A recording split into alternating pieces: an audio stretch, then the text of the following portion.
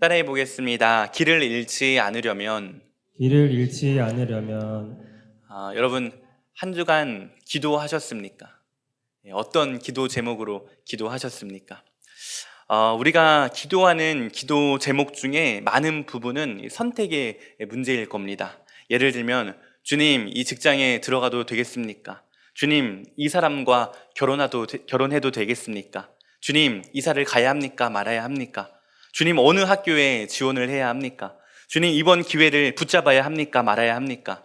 우리는 많은 선택의 기회 가운데 하나님의 인도하심을 구하는 기도를 할 때가 참 많습니다. 예전에 TV 프로그램 중에 인생 극장이라는 프로그램이 있었습니다. 혹시 아십니까? 예. 인생의 두 가지 결정 중에 이제 하나를 선택을 합니다. 그래, 선택했어. 그래, 결정했어. 이렇게 하죠. 그리고 주인공의 그 사소한 선택으로 인해 이 인생이 달라지는 것을 보여주는 프로그램이었습니다. 선택의 기회가 많은 것이 우리에게 좋기도 하지만 때로는 우리에게 큰 염려와 짐으로 다가오기도 합니다.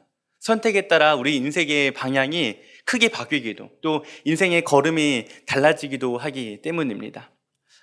여러분, 그리스도인은 어떻습니까? 예수님을 믿으면 이러한 선택의 문제에서 자유로워질까요? 선택의 문제가 쉽게 해결될까요? 그렇지만은 않은 것 같습니다. 오히려 주님을 믿으면 이 선택의 문제가 더 복잡해지는 경우도 많이 있습니다. 왜냐하면 우리에게 이 선택의 고려사항이 하나 더 생기기 때문입니다. 하나님께서 원하시는 게 무엇일까? 믿는 자로서 내가 무엇을 선택해야 할까? 오히려 이 선택에 더 신중해지고 또 복잡해집니다. 그럼 우리는 이 세상을 살면서 어떻게 선택을 해야 할까요? 선택의 순간에 우리가 어떻게 해야 하나님의 인도하심을 받을 수 있을까요? 오늘은 다윗이 쓴 시편 25편 말씀을 통해 어떻게 하나님의 인도하심을 받고 어떻게 바른 선택, 바른 길을 갈 수 있는지 우리 말씀을 통해 함께 살펴보겠습니다. 먼저 본문 시편 25편 4절 말씀을 함께 읽겠습니다. 4절입니다. 시작. 여호와여, 주의 도를 내게 보이시고 주의 길을 내게 가르치소서. 아멘. 다윗이 지금 기도합니다. 하나님, 주님의 진리를, 주님의 뜻을 제게 보이시고 주님의 길을, 주님의 계획을 제게 가르쳐 주시옵소서. 즉 하나님의 뜻과 계획을 알려달라고 지금 기도하고 있습니다. 다윗은 왜 이렇게 하나님의 계획과 하나님의 뜻을 알고 싶어 했을까요? 여러분 다 핸드폰 갖고 계시죠? 핸드폰이 고장나서 제대로 작동하지 않으면 어떻게 해야 할까요? 주변에 핸드폰을 잘 아는 분께 물어볼 수도 있겠죠. 그런데 정확하게 문제가 뭔지 진단받고 고치려면 어떻게 해야 합니까? AS 센터에 가야 하겠죠. 우리는 설계도면을 만들고 매뉴얼을 만들고 이 물건을 만든 사람이 누구보다도 이 물건에 대해서 잘 알 것이다. 이 문제를 해결할 수 있을 것이다. 이런 생각을 가지고 있습니다. 그런데 여러분, 하나님께서 그분의 지혜와 능력으로 이 세상 모든 만물을 창조하셨고 특별히 사람은 하나님의 형상대로 창조하시고 지금까지도 이 온 만물을 운행하고 계시다면 우리가 어떤 삶을 살아야 하고 어떤 길을 걸어가야 하는지 하나님께서 그 누구보다 더 잘 알지 않으시겠습니까? 그렇습니다. 하나님께서는 우리보다 우리에 대해 더 잘 아시고 우리보다 우리가 가야 할 길을 더 잘 아십니다. 다윗은 그것을 알았기 때문에 하나님의 인도하심을 구하며 기도합니다. 다윗은 선택의 순간에 하나님께 기도합니다. 사랑하는 여러분, 우리도 기도할 수 있어야 합니다. 우리의 삶은 선택의 연속입니다. 결정해야 할 것이 너무나 많습니다. 그럴 때 우리가 가장 먼저 해야 할 것은 하나님께 기도하는 것입니다. 하나님께서 그분의 뜻과 계획을 우리에게 알려주시고 인도해 주시길 기도해야 합니다. 그럴 때 주님께서 우리를 주님의 뜻대로 그 선하신 계획대로 인도하실 것입니다. 여러분, 이것을 기억하고 이 세상의 수많은 선택과 결정 앞에서 우리를 가장 잘 아시는 주님의 인도하심을 구하는 저와 여러분이 되시기를 주님의 이름으로 축복합니다. 우리 이어서 5절 말씀을 함께 읽겠습니다. 함께 읽겠습니다. 시작. 주의 진리로 나를 지도하시고 교훈하소서. 주는 내 구원의 하나님이시니 내가 종일 주를 기다리나이다. 아멘. 시편 25편 말씀을 계속 살펴보면 이 지도하고 교훈해 달라는 말을 매우 강조합니다. 주님께 가르쳐 달라고 말합니다. 그러면 내가 배우겠다는 것입니다. 무엇으로 지도하고 교훈해 달라고 합니까? 주의 진리로. 아멘. 다윗은 주의 진리로 가르쳐 주시길 기도합니다. 선택의 상황에서 A를 결정할까요? B를 결정할까요? 이것을 가르쳐 주시길 기도하는 것이 아니라 선택의 상황 가운데 주의 말씀을, 주의 진리를 가르쳐 주십시오. 주님의 진리를 배우게 해 주십시오. 라고 기도합니다. 진리가 무엇이길래 다윗은 진리로, 주의 말씀으로 가르쳐 달라고 말합니까? 여러분, 진리는 바로 하나님이십니다. 하나님이 누구신지, 하나님이 어떠한 분이신지 가르쳐 달라고 지금 기도하는 것입니다. 다윗은 선택의 순간에서 하나님에 대해 배우게 해달라고 기도합니다. 여러분, 이심전심이 무슨 뜻입니까? 두 사람이 서로 마음이 통한다는 거죠. 말을 안 해도 눈빛만 봐도 마음이 통한다는 겁니다. 같은 마음이라는 것이죠. 어떻게 하면 마음이 통할 수 있습니까? 한 사람과 오래 사귀고 깊은 교제를 나누다 보면은 상대방이 어떤 사람인지, 어떤 존재인지, 어떤 성향인지 알 수 있죠. 그러다 보면 말을 하지 않아도 상대방이 무엇을 원하는지, 어떤 생각을 하고 있는지 우리가 알 수 있게 됩니다.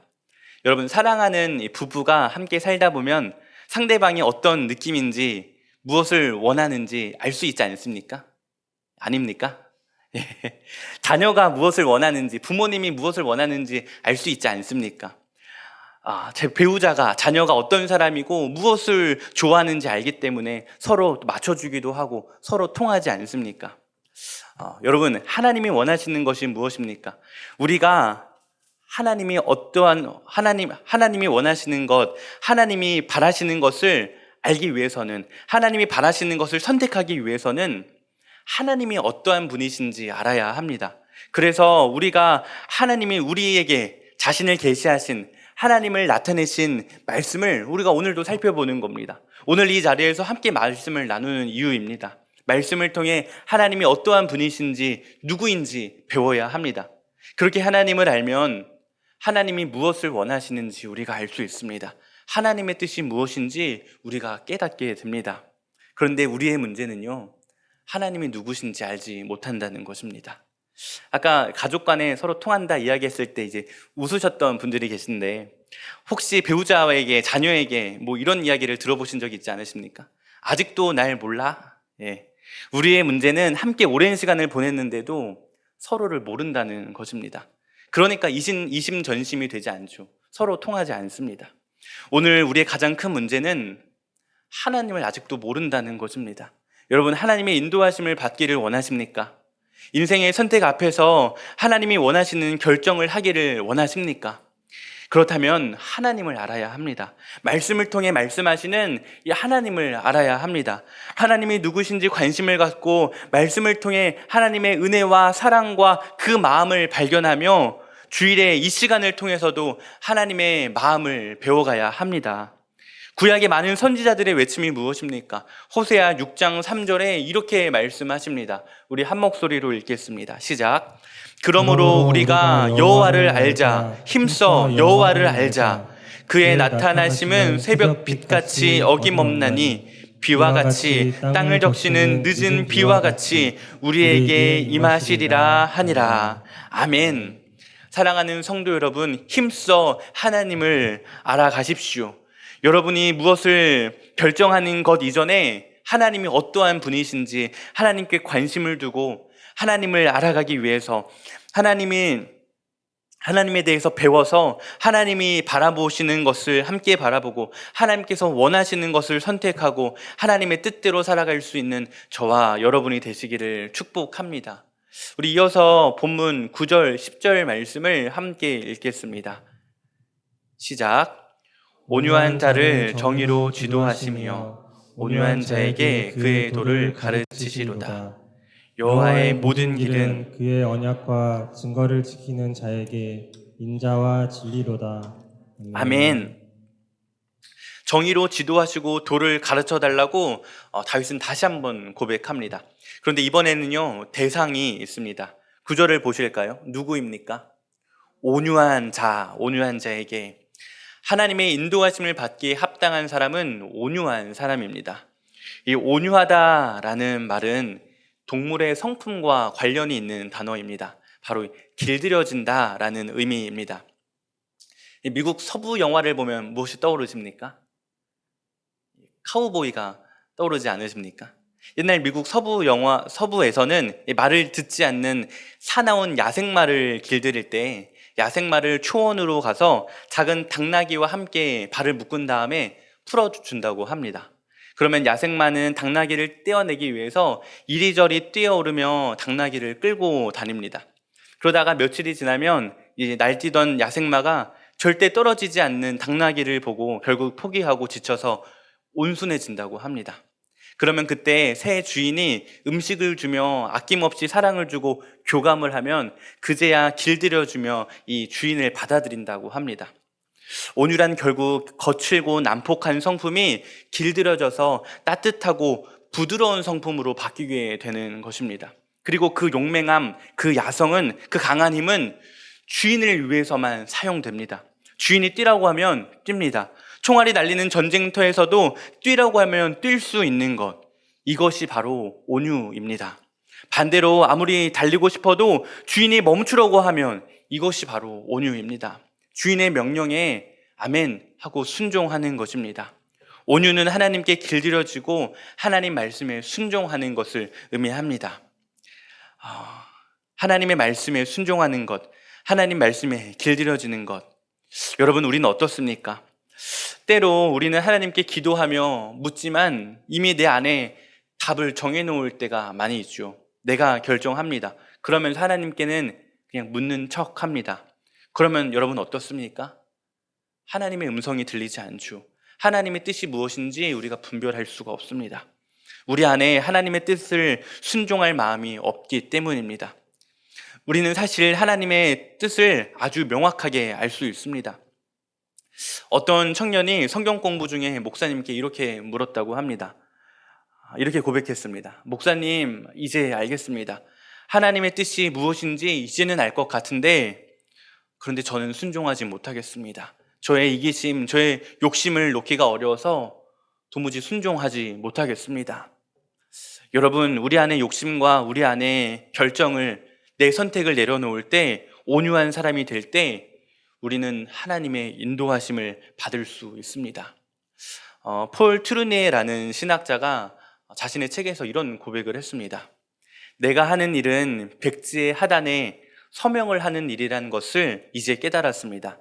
하나님이 뭐라고 하시든 난 그대로 할 것입니다. 내 인생에 계속되는 동안에 하나님이 이 백지 계약서에 뭐라고 쓰실지 모르겠지만 어쨌든 난 오늘 이 서명을 마쳤습니다. 하나님의 이 백지 계약서에 서명을 했다고 합니다. 이 페이지에 앞으로 하나님께서 뭐라고 쓰시든 어떻게 인도하시든 상관없이 행할 것이라고 오늘 서명을 마쳤다라고 고백을 합니다. 이 책의 제목은 모험으로 사는 인생입니다. 때로는 모험처럼 느껴지지만 그 모험을 하겠다는 겁니다. 어떤 모험입니까? 하나님의 말씀에 순종하는 모험입니다. 여러분, 한 번뿐인 인생, 이 믿음의 모험을 하지 않으시겠습니까? 하나님이 어디로 인도하시든지 제가 순종하겠습니다. 이 하나님과의 백지 계약서에 서명하지 않으시겠습니까? 오늘 이 시간 우리의 마음 가운데 얼마나 하나님 말씀에 순종하는 마음이 있는가 돌아봤으면 좋겠습니다. 우리가 온유한 자가 되었을 때, 하나님께 순종하기로 다짐할 때 하나님께서 우리가 미처 보지 못했던 우리의 인생의 길을 보게 하시고 우리의 인생의 여정을 더욱 아름답게 빚어주실 줄 믿습니다. 우리 마지막으로 본문 시편 25편 3절 말씀을 함께 읽겠습니다. 3절입니다. 시작. 주를 바라는 자들은 수치를 당하지 아니하려니와 까닭 없이 속이는 자들은 수치를 당하리이다. 아멘. 아멘. 주를 바라는 자들은 수치를 당하지 않을 것이다. 아멘. 다르게 이야기하면 부끄러움을 당하지 않을 것이다. 주님이 우리를 보호하고 안전하게 하실 것이다. 이런 의미입니다. 오늘 시편을 고백한 다윗은 이스라엘 역사상 가장 위대한 왕 중에 한 명입니다. 그런데 다윗의 인생을 보면요, 온갖 어려움과 상처로 가득합니다. 특히 다윗의 인생의 마지막에는요, 자신의 사랑하는 아들이 반란을 일으킵니다. 자신의 아들이 반란을 일으켜서 자신을 죽이려고 옵니다. 여러분, 이럴 때 어떻게 해야 할까요? 아들과 맞서 싸워야 합니까? 아들을 죽여야 합니까? 아니면 반대로 아들에게 죽임을 당해야 합니까? 이 말도 안 되는 선택에서 무엇을 선택해야 합니까? 다윗은 자신의 긴 인생 그 아픔과 고통 속에서 깨달은 것이 있습니다. 그것은 우리 인생에 가장 안전하고 확실한 것이 무엇이냐, 어디냐, 빛나는 왕궁이 아닙니다. 용맹한 군사들 속이 아닙니다. 어디가 제일 안전하냐? 하나님이. 언제 가장 안전하냐? 하나님과 함께 있을 때 가장 안전하다. 다윗은 이 사실을 깨달았습니다. 주를 바라는 자, 주를 선택하는 자가 안전하다는 것입니다. 여러분, 하나님을 선택하십시오. 다윗은 이런 말도 안 되는 절망의 상황에서 하나님께 기도합니다.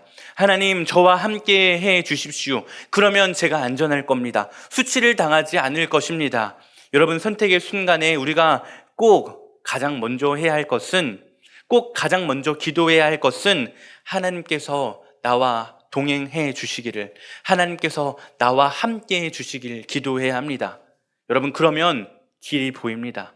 만왕의 왕이시며 만주의 주 되신 분이, 이 세상을 창조하시고 지금도 온 우주를 운행하시는 분이 우리와 함께 하신다면 우리는 어디를 간다 하더라도 상관이 없습니다. 왜냐하면 능력의 하나님께서 우리를 지키실 것이기 때문입니다. 주 안에서 우리가 안전할 것이기 때문입니다. 그런데 우리는 자꾸만 하나님을 선택하지 않고 내가 무엇을 할지 내 선택을 합니다. 세상의 선택을 따라갑니다. 여러분, 꼭 기억하십시오. 많은 선택 중에 우리가 가장 먼저 해야 할 것은 하나님과 함께 하기를 선택하는 것입니다.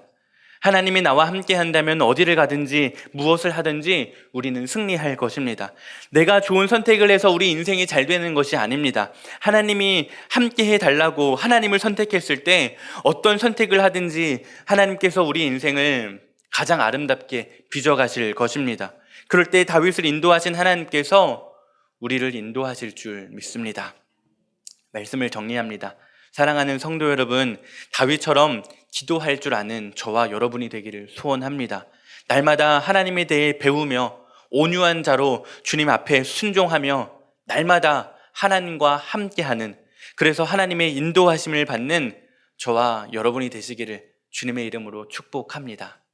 제가 기도하고 마치겠습니다.